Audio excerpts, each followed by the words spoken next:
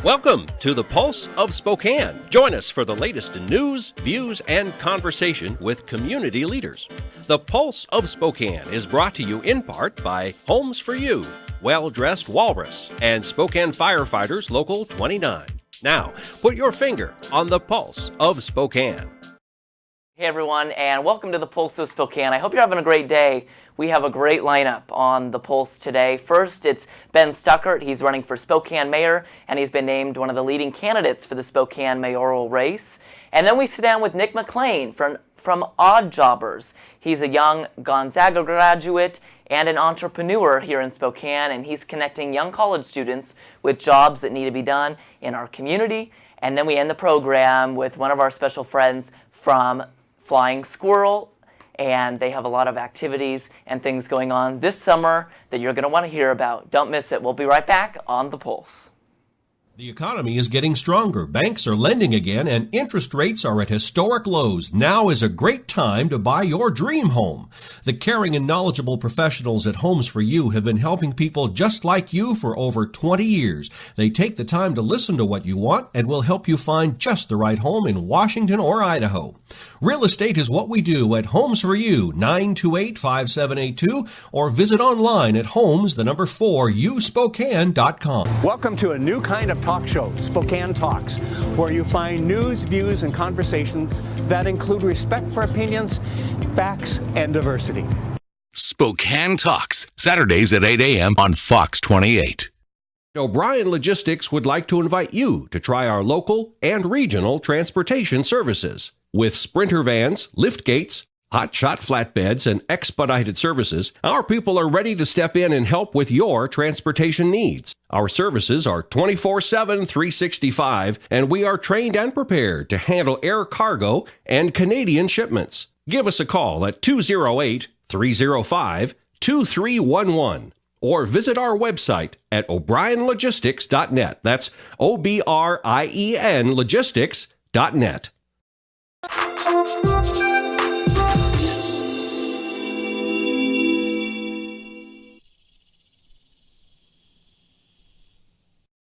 Welcome back. So we're here with Ben Stuckart, and Ben, you're running for Spokane's next mayor, and you've been named one of the leading candidates for the mayoral race. How do you feel about that? Well, I hope I'm one of the leading candidates. I've been the city council president for the last 7.5 years, and we're out there knocking on doors every day. It's like drinking from a fire hose when you're trying to do two jobs at once. Sure. And so what made you decide to run for mayor, to take it to that next level? Well, so we've started projects, whether it's Riverfront Park. I want to be there, standing there as a city leader when that park is finished. I want to see what we're doing on the West Plains with the county and the cooperation that's leading to economic growth out there. Mm-hmm. I want to see that replicated in Northeast Spokane. I led a project down on Sprague where we invested $18 million smartly in that area, and by targeting it, we've seen small businesses grow. And I want to replicate that in other neighborhoods. I want to confront our challenges. We're in the midst of a housing crisis. We have low rental vacancy rates. There's no low-income housing available, and even houses if you're purchasing a house. And so prices are skyrocketing on our rental market. We need to confront that housing crisis, and we need to buckle down and deal with the homelessness issue. And so, while we're on the homelessness issue, what is your plan to tackle that? We hear that people are upset with it. There's obviously a lot of issues, no matter which side of the aisle you're on. But how do we move forward with this issue? Well, I think it's a short-term and a long-term issue. And in the short term, all our shelters have to be open 24/7. So if we're putting city money into a shelter, we've got to make sure that it's open 24 hours a day. Okay. Or you have people in the Starbucks or in other businesses or on the street sitting. And then you need to offer services in those shelters. A shelter can't just be a bed where somebody sleeps. We want to provide that, but we have to have caseworkers inside those shelters so that you're connecting them to the addiction services, the mental health services, and housing. And then we need to build more housing. That's a system that the city has control of, and the state and the federal government have decreased their support for affordable housing being built in our community. And then we need to build more housing of all types, and that really means we've decided, the state of Washington has a Growth Management Act, and we've said we're not going to spread out as much. And Sure. you and I were just talking about that, how the lines are delineated, but we can only spread out so much. And we've got to really, in order to support our small businesses, we've got to build housing variety along our centers and corridors. So it's a housing strategy, but then it's a short term, how do we get services to those people so they can get out of those circumstances? And many people would say though that Spokane has become a very homelessness friendly city because we do have so many services. So how do you balance, the enabling, because obviously you want people to get help if they have mental, health issues and addiction issues, but how do you balance that? Yeah, I guess to me there isn't, when somebody's drowning and you're in a boat, you pull them out of the water. And so these people are drowning. They're homeless. They don't have a roof over their head. So we have to provide a shelter for them.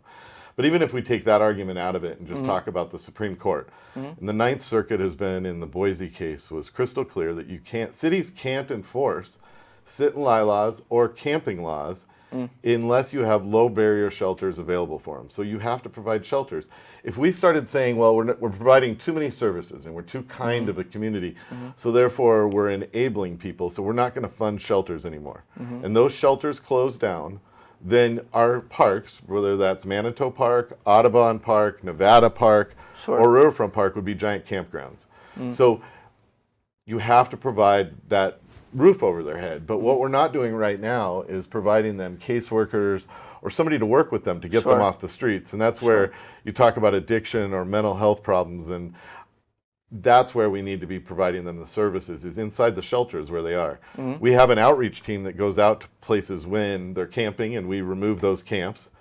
We also provide them resources, and SNAP has a good program outreach team that goes to those camps and offers them services to try to get them off the streets. But we need to be doing that inside the shelter system.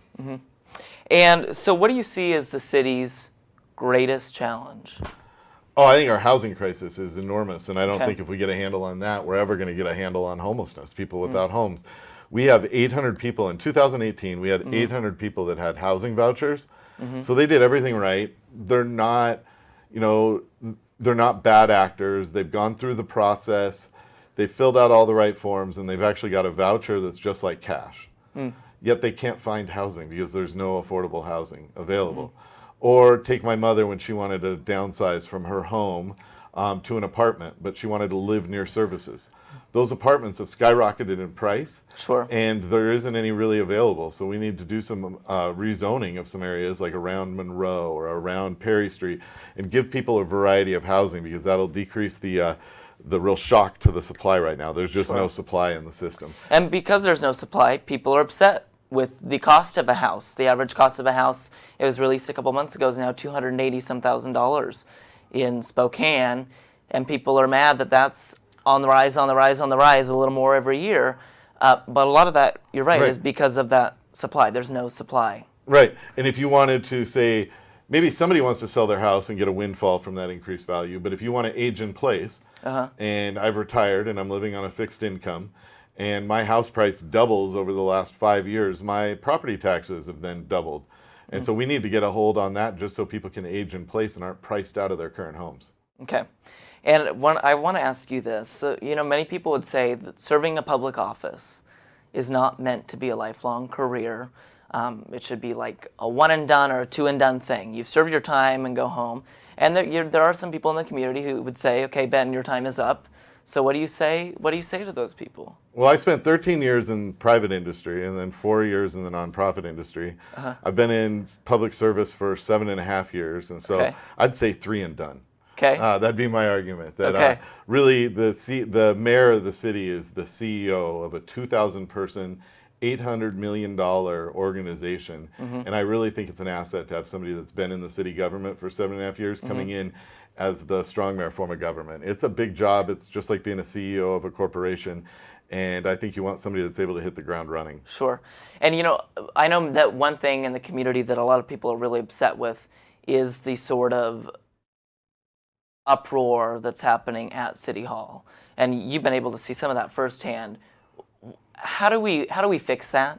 How do we get on terms where we can talk about issues without, raising a hand or raising our voice? How do we do this civilly? How can we change that? Well, I meet with the mayor every 2 weeks on Friday.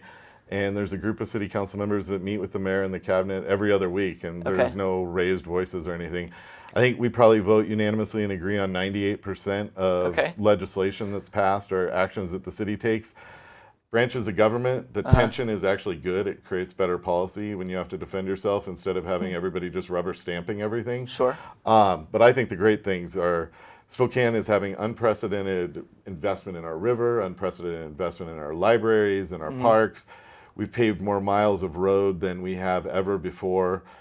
Crime decreased in the first quarter 17%. So I think really when we work together, we're stronger. And I think the proof is in the pudding that we do work together. It's just that 2% is what people like to talk about. Sure, you're right. And I think that could be even a misconception maybe to the public, is if that's what we're told and that it's, corrupt and there's that, a lot of stuff happening that shouldn't be happening.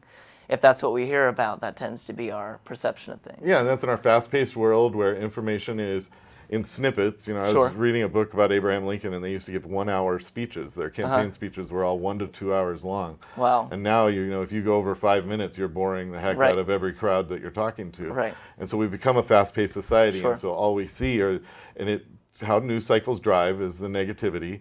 And sometimes in Spokane, we forget this, and when one of the slogans is Spokane doesn't suck instead of Spokane is awesome. Right. It's how we tend to look at ourselves through a lens, and sometimes we find it hard to celebrate all the awesome things that are happening in Spokane, and that's why I'm running for mayor, is because there is a lot of great stuff happening. And I remember when I graduated from Gonzaga and I left in 1995, downtown was really quiet and dead. We hadn't had the revitalized Davenport. We hadn't seen River Park Square happen. And I left because it wasn't a very vibrant community. And now if you go downtown on like a Friday night, or if you went down during Hoop Fest, Spokane is rocking. And just an amazing place to be. And I think we're on the right track. Great. Ben, best of luck. Yeah. And when we come back, we're going to be with Nick McLain from OddJobbers. It's an up-and-coming business here in Spokane, and he's a young entrepreneur. You're going to want to hear about it when we come back on The Pulse.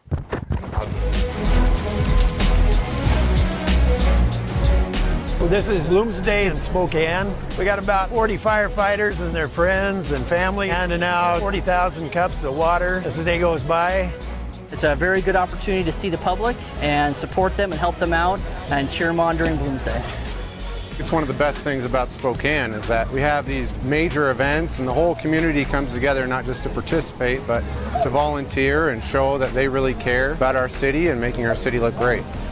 This type of an event really is emblematic of Spokane because so many people get involved.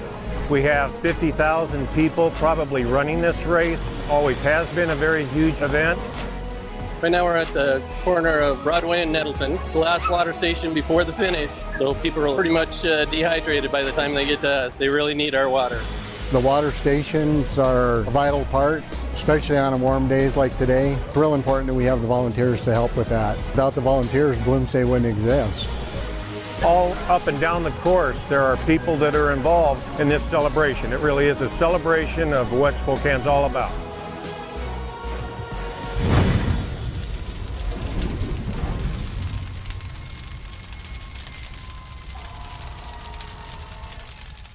I'm Nikki Butler, and I'm a regional manager for STCU. My lunch buddy is Nicole. I'm Brandy Schloss. I'm a regional manager at STCU. My lunch buddy is Angelina. She's grown up with me. I've grown up with her. To see her graduate will be a lot of fun. Brandy and I have been lunch buddies since the girls were in 2nd grade. It's great that STCU provides me with the opportunity to be part of Reach for the Future. We are committed to the children. We're committed to our community. I'm Nikki. I'm Brandy. And STCU is here for good. This is River Ridge Frame Shop, called Frame It Today, where we can take your art, customize it, and get it ready to hang on the wall.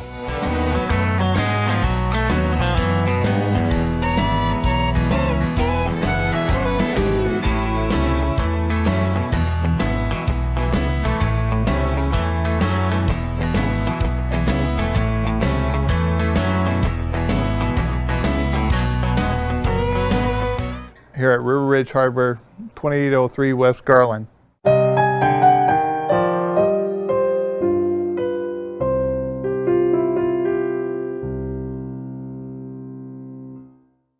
Hey, welcome back. We're with Nick McLain from OddJobbers. And so, Nick, you're a recent GU grad as of this May. Last month, yes. And it feels like a lifetime ago.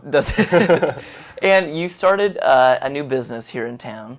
It's called OddJobbers. So tell us a little bit about that. Yeah, so OddJobbers is a gig economy platform, which is really just, Airbnb, Uber, where they connect people who need things done with people who want to do those things. And in your case, those people that want to do things are college students. Yeah, Yes. and so that's a little bit different thing. We haven't really seen that in the gig economy yet, where we have an exclusive provider base.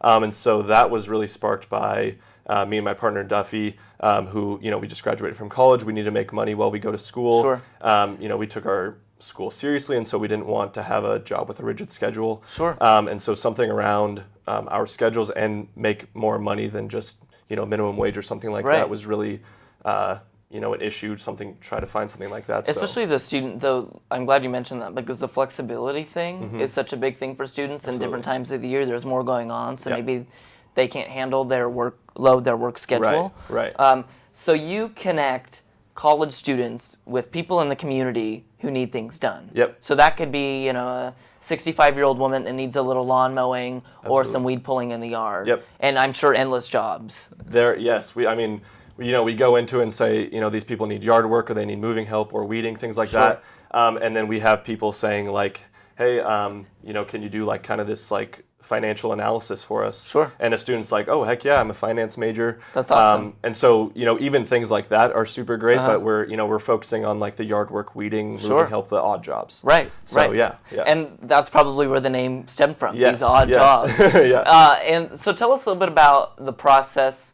of starting this, because you're a young entrepreneur, you just graduated from college, you're trying to get this going. And what's that process been like? So at the beginning of my junior year, we went abroad. Me and Duffy both went abroad. We got back in the next semester. It felt like we had all this time. Sure. My bank account was at a minimum because abroad drains it. Sure. And so I really needed a way to make money. And so I was looking at traditional jobs. And then I found myself on Rover. Which is the same thing as OddJobbers, but for dog sitting. Okay. So, who doesn't want to dog sit as a college student? Sure. And so I signed up for that, and it wasn't, it didn't really meet my expectations or my earning needs. Sure. And so then at the same time I was in an entrepreneurship class, and this guy came in and he was just like, I started this business right after I graduated from college. I had nothing to lose, and now I'm way up here. Right. Super successful guy. And so I was just like, why can't I do that? Why can't I do that? And so, we pieced together the website on our own and, got the business license, all that kind of administrative stuff. And then, just kind of went for it. And so we, stayed here in Spokane last summer, which was great. And then, just did things over the school year. Managing OddJobbers with school was difficult. Yeah, I'm sure. But I graduated, and we're here, and Great. so yeah. And so obviously the target right now is like regionally targeting, Spokane area college students with jobs that need to be done in the community. But don't you see this as something that could go national? Absolutely. And college students from across the country could find local jobs in their area? Where do you see this kind of expanding and growing? Absolutely. So, right now we're focused on building, our product is the platform. And so it's, it's the intermediary between college students and customers.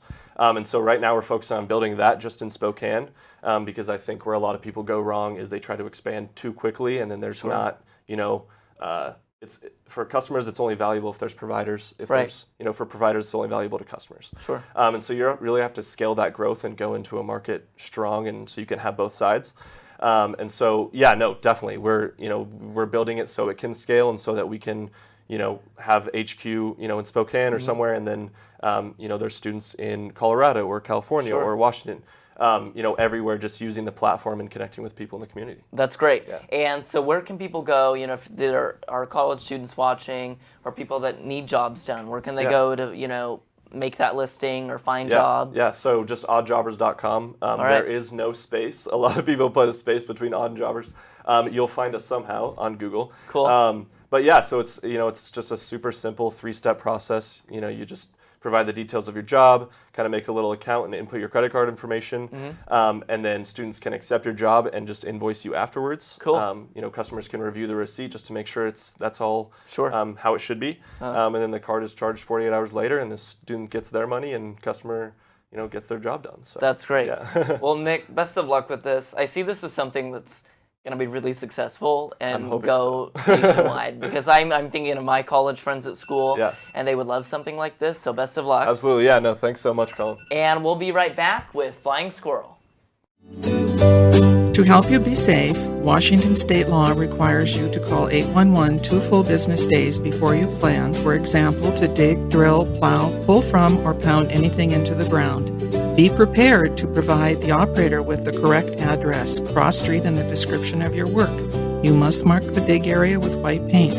The operator will inform you of the utilities notified of your impending excavation. Wait for all their marks. Be safe and dig with care.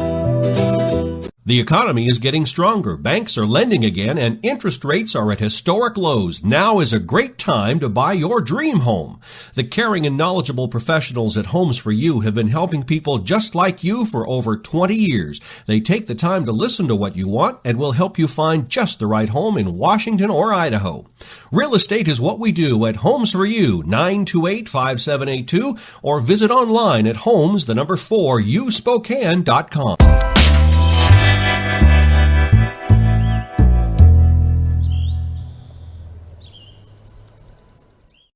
Okay, so we're back with Brittany Hutchins from Flying Squirrel Sports. Yes. So Brittany, tell us a little bit about Flying Squirrel in Spokane and what you all do, because definitely I see a lot of summer fun happening there this summer. Yes, lots of summer fun. We've got so Flying Squirrel. It's the world's largest trampoline park. We've got 15 current open locations, but we've got a lot that are planning on opening this summer. It's going fantastic. Yeah, it's really exciting to see how fast we're expanding and how much society just loves coming in and jumping and experiencing the trampoline park. And it's a really good getaway. You know, no matter what you've got going on in life and what you're stressed about, if you can go to a trampoline park and something like this and just have fun and almost be a kid again. Yeah, it's very fun and a really great stress reliever, I think. Yeah, definitely. We strive to have something for the whole family. So we've got anything from toddlers to teens to adults. I mean, we've got something for everybody. We've got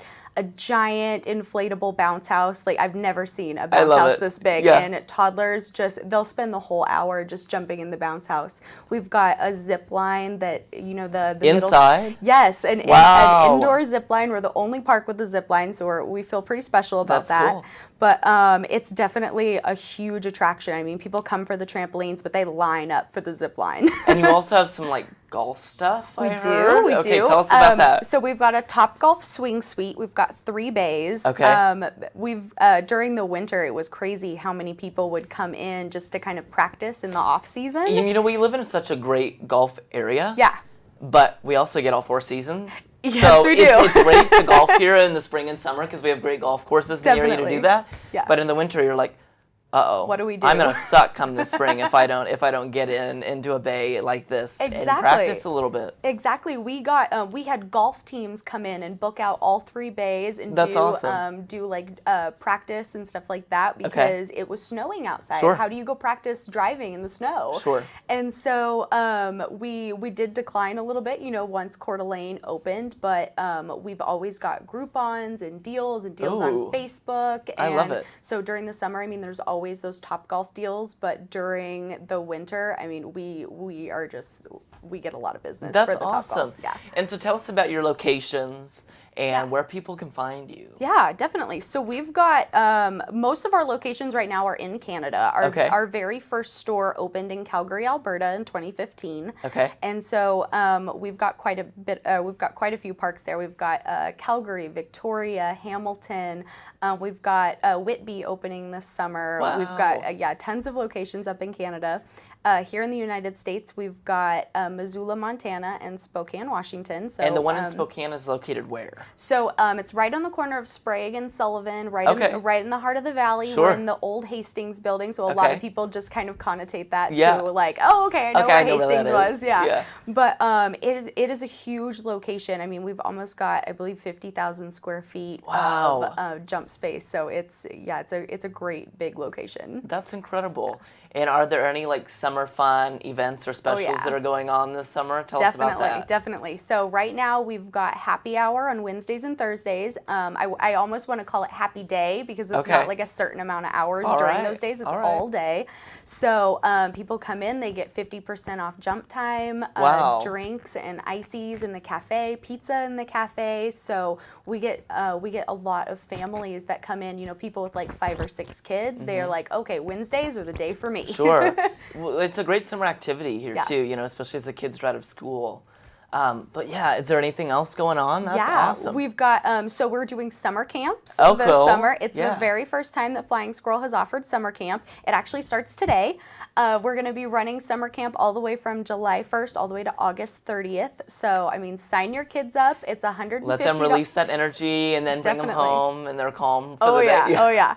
It's $150 for the week, so you get that full 8:30 to 4:30 time for your kid. For the whole week? For the whole week, yeah. That's awesome. If you've got 2 kids, you can save $25 off the second kid to sign them up. And we've got so many activities. I mean, we're going to be doing, building squirrel nests out of the foam cubes. I love it. We're going to be doing jump contests for like who can do the best social media photo. And we've got age groups for 4 to 5, 6 to 9, 6 to 8, 9 to 14.